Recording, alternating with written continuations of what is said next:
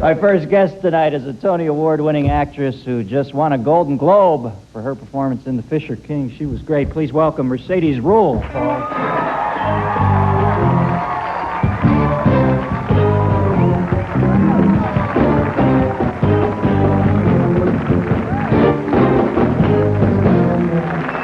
Yeah. Welcome. How you doing? Great. Now, nice to meet you, Mercedes. Now, Mercedes, you have become the Rolls-Royce of this year's acting crop, huh? How did that feel? Golden Globe, yeah. Yeah, it's been an incredible year. I didn't see it coming down the pike. No. You know, I've been working at acting for about 15 years now, and suddenly, after a good long time of waitressing, the whole thing just has popped open for me. Yeah. Well, you know, those the simpler times waitressing in that, they provide you with that balance that so when this stuff does happen, you can hold on to yourself. Well, yeah, I think so. I think if all this had happened to me when I was 21 or 23, it might have a totally different effect on me, but it's sort of wonderful, but I still see my career as this long career in acting that has been punctuated, and I'm very grateful for it, by some terrific awards. And there's a good thing about awards. They And you also won the Tony for Lost in Yonkers, right? Well, yeah, all right. Lost in Yonkers. But they really do serve, besides serving a business purpose, you know, they give you a kind of chip to play with in the game, you know. They're encouraging. I mean, in the strictest sense of the word, they do kind of give you a little courage and a little strength and a little confidence to fly a little higher and wider on your next job, your next acting job, and take a few more risks, you know. I remember in 1978, I was in New York. I was flat broke. I was a comedian. And I was making nothing. And they had this Playboy magazine humor writing competition. It was like $500 was second prize, and I won second prize in the country. I'm telling you, it was very important at that moment. I'm not doing it for that. I'm not yanking you on, but I was on the verge of thinking maybe I can't do this, and it comes at the most provident moment. Exactly. You think I should keep trying. I was actually thinking I'm tired of living like a graduate student. Yes, you know, I've been doing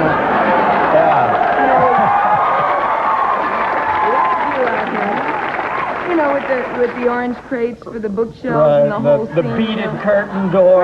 Right. It's okay till you're maybe 31, 32, and then you start thinking, I want to live like a human being. I want to have a car, you know. And I was actually thinking, okay, so the acting isn't going to happen. It's not going to come to me, and I think I'm going to look into something else. And I actually took a few steps to do that. What were you going to do? My father knew a man who worked for a company called Baltimore Gas and Electric, I believe it was, and he... No, I don't believe it.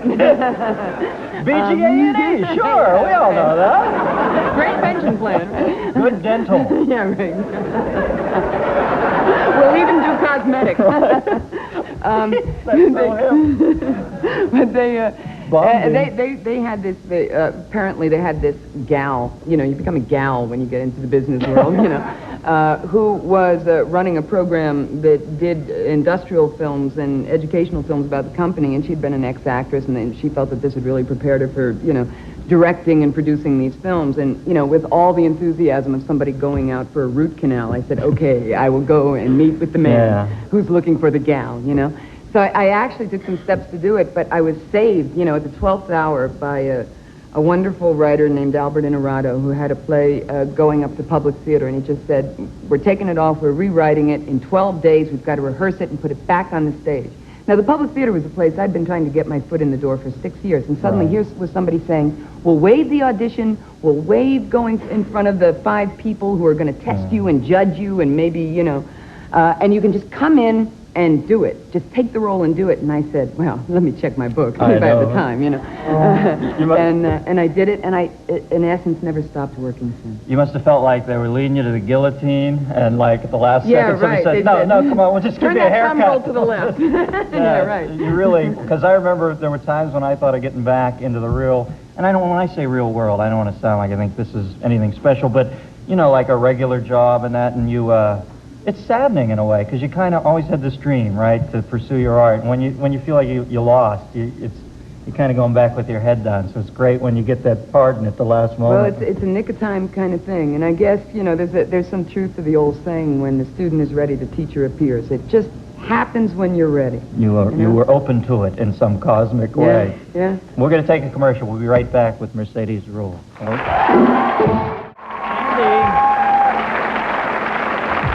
Yeah. I don't think I had a chance earlier on. Andy Summers and the Soporifics, folks. That's the band, and we are back with Mercedes Ruehl. Now, I was reading in your bio, which I was studying, that you have a degree in literature, right? Yeah, English literature. Yeah. Yeah, lit. But prepares you for nothing. yeah.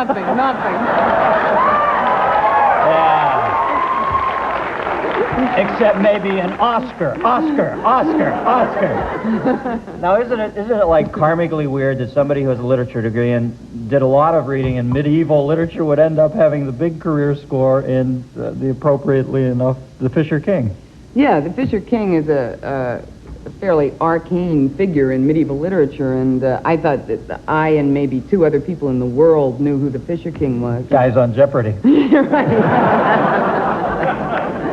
But I always was interested in that myth because it's a very interesting, complex, beautiful story. The Knights of the Round Table, you know, King Arthur, that whole thing. It's about coming of age. It's about redemption. It's about, you know, the cycle of life. It's about some really interesting stuff. And when a script came to me with the Fisher King across the title page, I said, wow, you know, this is karma with a capital K. Right.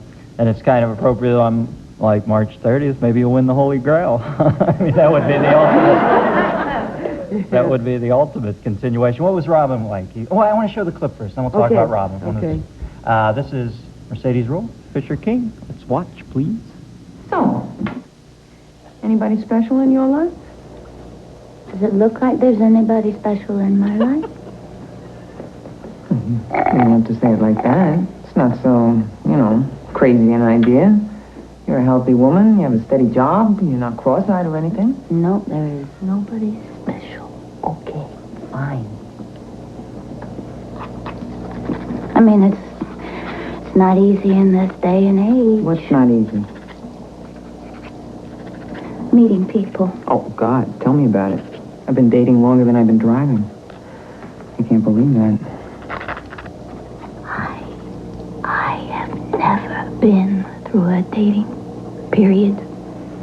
It's a disgusting process. You haven't missed a thing. Yeah. I'll tell you what. See?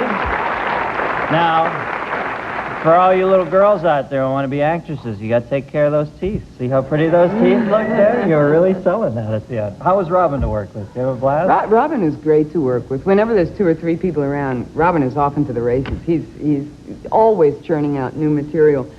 I had this theory that he's like a channeler. He's like channeling the humor in the universe. He's like this lightning rod, bringing it down to us.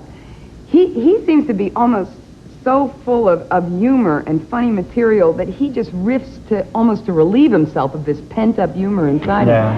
But he does. Also, I believe that. He does. It's that kind of energy. It's a phenomenal thing to watch. It's got to be with geniuses. Well, we used to go out to comedy clubs, and some nights he would do six shows. You know, he'd say, "Let's go," and I'd think, yeah, Jesus, man, I just don't need this like that, man. Yeah, but he, you know, he cranks it up.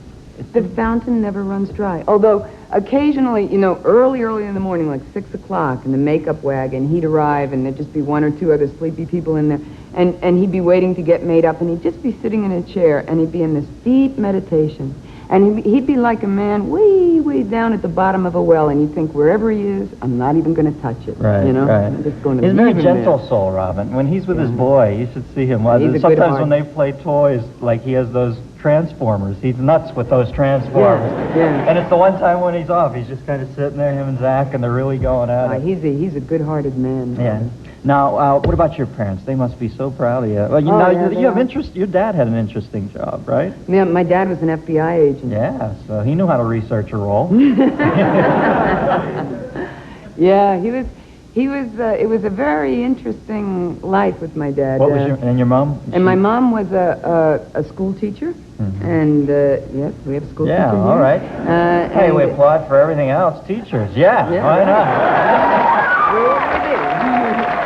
And did they introduce you to theater at a young age, or? They did, actually. They were from New York, and they brought me to New York when I was very young, and I think the first show I ever saw was The Unsinkable Molly Brown with Amanda's mother, Tammy really? Grimes. Really? Yeah, and they got me a box, and I was sitting right over the stage, and I was transported. And at one point, I saw Tammy Grimes actually looked up into my eyes, and I looked at her, and we made contact, and she said, "You'll be an actress," and I said, "Yes, I will." Yeah, here you are working with a daughter. I'm yeah. telling you, there's a lot of weird concentric rings in your life, yeah, it seems like. yeah. Well, I wish you best of luck. Thank You're a you delight. very much. Thank you. Mercedes Ruehl, folks. We'll be right back.